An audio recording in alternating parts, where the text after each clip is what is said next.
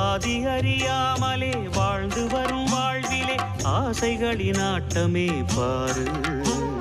வாழ்க்கையின் சாவியும் ஆழியில் வீழ்ந்ததே, வழி என்பதென்ன இனி கூறு.